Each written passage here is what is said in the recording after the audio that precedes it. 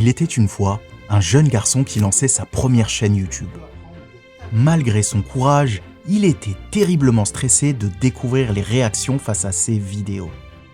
Fort heureusement, les commentaires qu'il recevait tous les jours d'inconnus le remplissaient de joie.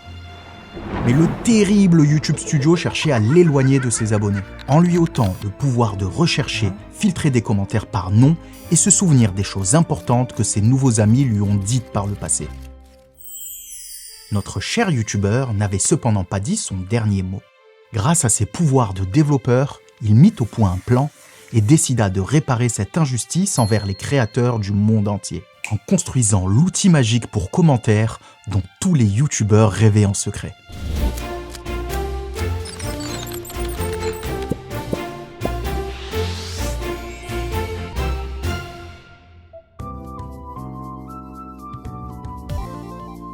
YouTube Studio, c'est une appli incontournable pour suivre les performances de ses vidéos. Mais pour interagir avec sa communauté, c'est vraiment pas ouf. Je vous donne un exemple tout bête. C'est impossible de filtrer les commentaires par utilisateur. J'ai beau taper toutes les variantes possibles d'un nom, aucune ne marche. Et ça m'embête, car je n'ai aucun historique de nos échanges avant de vous répondre, pour notamment vous souhaiter la bienvenue. Pire encore, il n'y a aucune notification sur les réponses aux commentaires, ce qui fait que je peux louper certaines questions. Ce que vous voyez là à l'écran, c'est la solution que j'ai développée qui résout tous ces problèmes. Mais elle n'aurait sûrement jamais vu le jour sans l'impulsion d'autres créateurs. Car oui, faut que je vous avoue un truc, à la base, ça ne devait même pas être une application.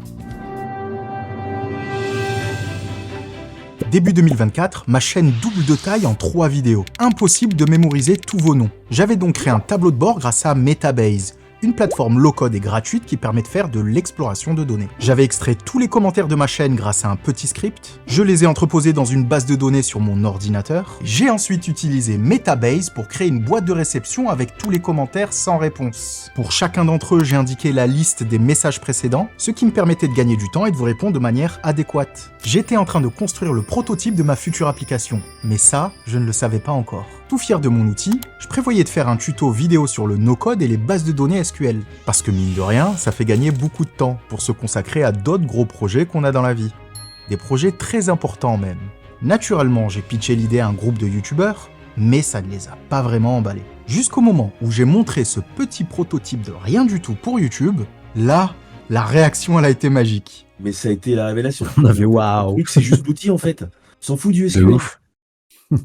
C'est ouf. Le lendemain matin, j'ai contacté un expert pour lui demander son avis, et paf, ça fait une app qui tombe à pic. Il était temps de mettre fin à ma grosse addiction à Hades, de dire au revoir à ma to-do de jeu sur PS5, et réfléchir à transformer mon prototype en une vraie application. Voici à quoi ressemblent les données brutes de ma chaîne que j'ai extraites de YouTube. Tous vos commentaires y sont présents, mais dans cette forme actuelle, ils ne me servent pas encore à grand chose. Mon plan se résume en 2 étapes. Je vais d'abord créer le système de boîte de réception, puis ensuite rendre la recherche plus intelligente. Pour la boîte de réception, je vais m'inspirer d'applications comme Gmail. Je vais afficher les messages auxquels je n'ai pas encore répondu, avec des informations utiles pour chaque utilisateur. Je dois aussi regrouper ces messages dans plusieurs catégories, accessibles en un seul clic. Maintenant, pour créer cette interface, je vais utiliser SQL, le langage parlé par les bases de données. Et si vous ne parlez pas cette langue, rassurez-vous, ChatGPT peut apparemment vous aider. Écrire du SQL, c'est comme jouer au Rubik's Cube. C'est un défi mental dans lequel il faut sélectionner, filtrer et combiner les données de la bonne manière. Ça rend très vite accro. Mon code SQL est maintenant prêt. Je n'ai plus qu'à l'intégrer dans une application web que j'ai créée pour l'occasion. J'ajoute un tout petit peu de design pour ne pas vous piquer les yeux, et ça donne cette page avec tous les commentaires et les 3 boîtes de réception pour ne plus rien oublier. Au passage, j'ai pensé à un nom pour cette application, Command Pilot. Mais pour qu'elle ressemble vraiment à une boîte mail, il lui manque encore des choses. Je vais donc ajouter une propriété pour gérer les statuts lus non lus de chaque message, puis une autre pour pouvoir mettre en favori certains commentaires intéressants, et je vais bidouiller mon code SQL pour ajouter des filtres et accéder rapidement à notre historique de conversation. Mine de rien, ça commence à prendre forme. En tout cas, c'est quand même mieux que YouTube Studio où tous les commentaires sont mélangés. Mais il reste un problème majeur à régler. Sur YouTube Studio, si je cherche un truc tout bête comme livre à lire, vous voyez, il n'y a pas l'air d'avoir grand chose. Alors qu'en fait, je peux vous montrer plein de commentaires où on m'a posé cette question. Le problème, c'est que je n'ai pas tapé exactement ce que ces personnes ont écrit. Il faut donc que je trouve un moyen de rendre la recherche de Command Pilot plus intelligente.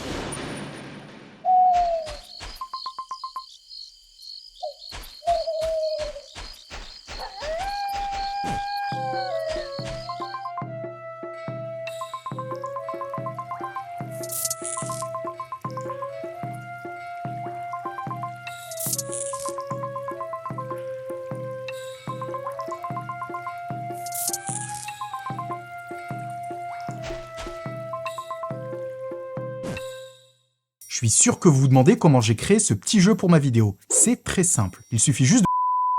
Allez, restons concentrés sur l'IA et la recherche. Effectivement, les modèles de langage comme GPT ont cette capacité à associer un sens au mot. Pour une IA, le sens d'une phrase, c'est une série de nombres qu'on appelle un vecteur. Oui, vous savez, vos fameux cours de maths de collège et lycée. Chacun de ces nombres va représenter une propriété du monde réel. Si on représentait ces vecteurs sur un graphique, des sens similaires pointeraient dans une même direction, des sens opposés pointeraient dans des directions opposées, et des mots sans lien particulier seraient perpendiculaires. Bon, les maths c'est cool, mais pour nos commentaires, ça donne quoi? Vous vous souvenez de SQL?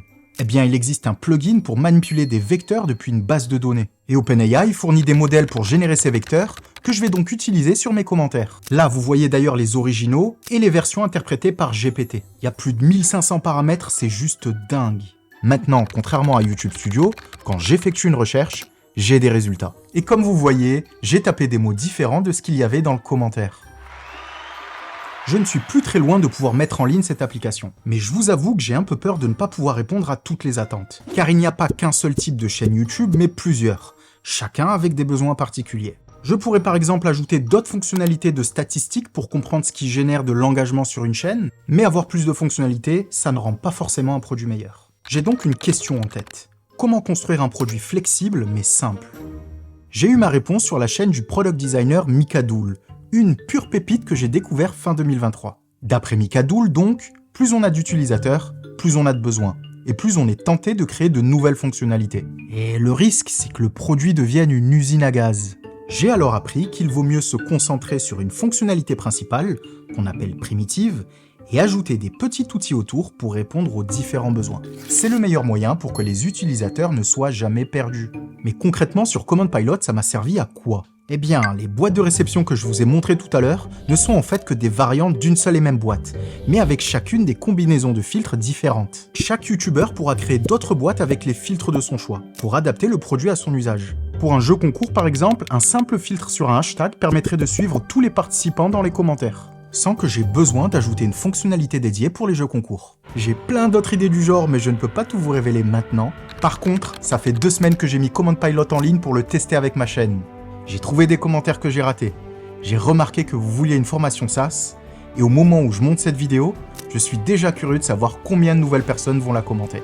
Même si j'ai reçu des retours positifs, je commence mon aventure vers l'inconnu.